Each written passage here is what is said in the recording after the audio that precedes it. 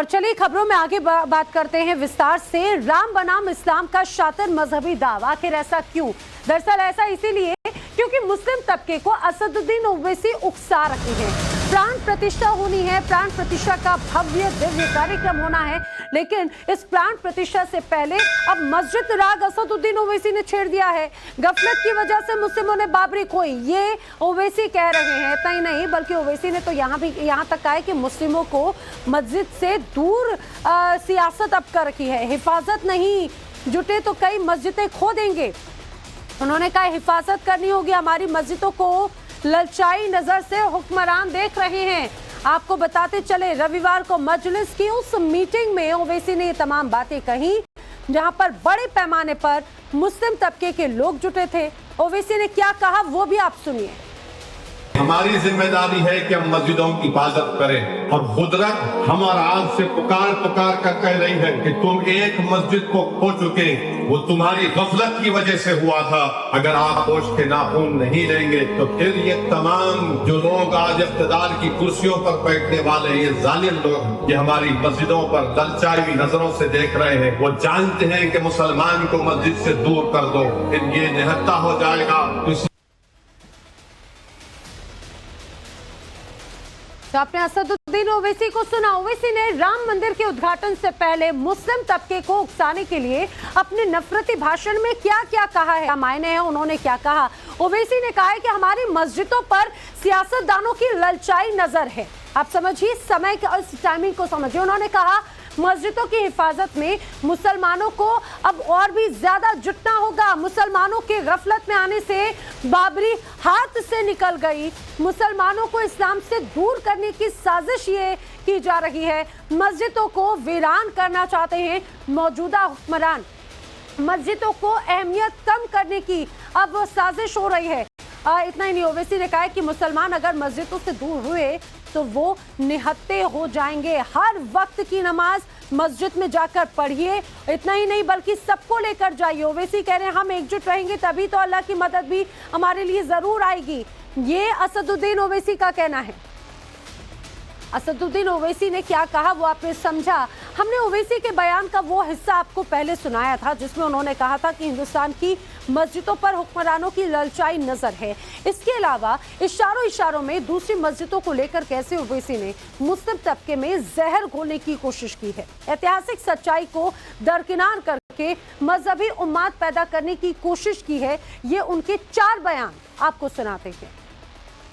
मस्जिदों की हिफाजत करिए। मौजूदा दौर में जो हुक्मरान है वो पूरी कोशिश कर रहे हैं कि मस्जिदों को गैर आबाद कर दिया जाए, मस्जिदों की अहमियत को कम करके रख दिया जाए, मुसलमानों को इस्लाम से दूर कर दिया जाए। इसलिए हमारी जिम्मेदारी है कि हम मस्जिदों की हिफाजत करें और कुदरत हमारा आज से पुकार कर कह रही है कि तुम एक मस्जिद को खो चुके, वो तुम्हारी गफलत की वजह से हुआ था।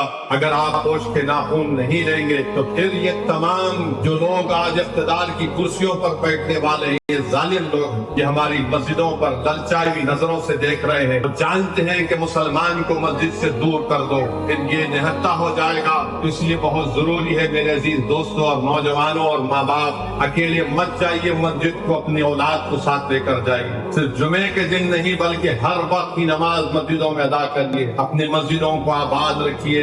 ये वक्त उन ताकतों से मुकाबला हम कर रहे हैं जो हमारे वजूद को मिटाना चाहते हैं इस मुल्क से, जो हमारी मस्जिदों से अदाओं को खत्म कर रहे हैं, जो हमको इस्लाम से दूर करना चाहते हैं। तो इस वक्त में अगर आप और हम मिलकर खड़े होंगे तो इंशाअल्लाह ताला अल्लाह की मदद जरूर आएगी और अल्लाह की मदद आएगी। अगर हम नहीं खड़े होंगे तो अल्लाह किसी और से अपने दीन का काम देगा।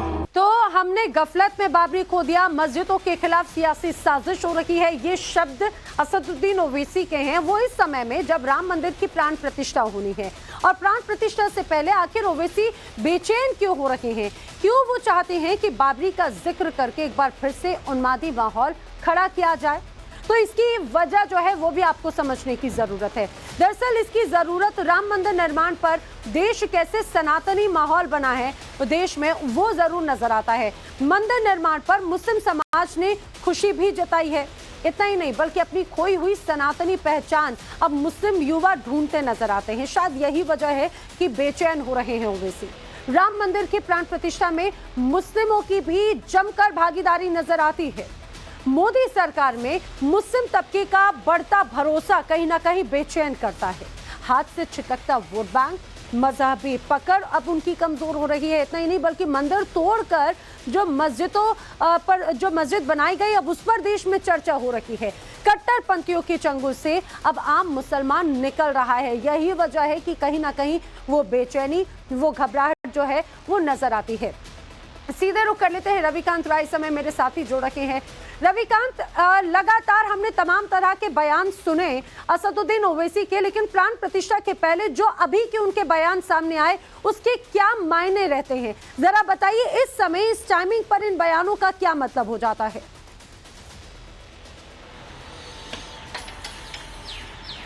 देखिए नैना, कुछ दिन पहले केंद्रीय गृह मंत्री अमित शाह और भारत सरकार में एक मंत्री, केंद्रीय मंत्री गिरिराज सिंह ने ये बयान दिया कि विपक्ष जो है वो इस तरीके का बयान देकर 22 तारीख से पहले माहौल को बिगाड़ने का प्रयास करेगा। लेकिन ये भारत की जनता है, सौहार्द में यकीन रखती है और ओवैसी के बयान को इस लहजे में देखना चाहिए कि जैसे जैसे प्राण प्रतिष्ठा की तारीखें नजदीक आती जा रही हैं वैसे वैसे माहौल को खराब करने के लिए इस तरीके के स्टेटमेंट दिए जा रहे हैं। क्योंकि राम मंदिर का जो निर्माण हो रहा है वो सुप्रीम कोर्ट के आदेश पर हो रहा है। जो विवादित ढांचा गिरा उसको लेकर 500 साल तक ये लंबा संघर्ष चला है और भारत की न्यायपालिका के आदेश के बाद ये सारी चीजें हो रही हैं। ऐसे में कौन सी मस्जिद खतरे में है, क्यों मुसलमान जो लोग हैं वो खतरे में हैं, बार बार ये उकसाने वाले जो बयान दिए जा रहे हैं वो इस बात की ओर संकेत कर रहे हैं कि माहौल को खराब करने का या माहौल को बिगाड़ने का एक प्रयास जो है वो ओवैसी की तरफ से और विपक्ष के नेताओं की तरफ से किया जा रहा है। और इसका सीधा मकसद यही है कि 2024 के लोकसभा चुनाव बेहद नजदीक हैं। ऐसे में अगर ध्रुवीकरण होता है तो एक वर्ग का वोट बैंक जो है वो इंटैक्ट हो जाए, एक पार्टी के साथ खड़ा हो जाए और बीजेपी को मुस्लिम विरोधी दिखाने का पूरा प्रयास जो है ओवैसी कर रहे हैं कि मौजूदा सरकार के जो हुक्मरान हैं वो अलग अलग मस्जिदों पर नजर गड़ाए हुए हैं। ये कतई सही नहीं है, क्योंकि मस्जिदें जो हैं अगर वो अवैध तरीके से बनाई गई हैं और उन पर लीगल डिस्प्यूट है, मुकदमा चल रहा है और किसी के पक्ष में निर्णय आता है उसके बाद ही इस तरीके के फैसले होते हैं। लेकिन उससे पहले एक सप्ताह का वक्त बाकी है। अयोध्या में प्राण प्रतिष्ठा का पूरा भव्य कार्यक्रम होने जा रहा है और उससे पहले इस तरीके के बयान दिखाते हैं कि माहौल को खराब करने के लिए एक सुनियोजित प्लानिंग चल रही है और उसी प्लानिंग के तहत इस तरीके के स्टेटमेंट दिए जा रहे हैं। बिल्कुल रविकांत, जानकारी के लिए आपका धन्यवाद। लेकिन एक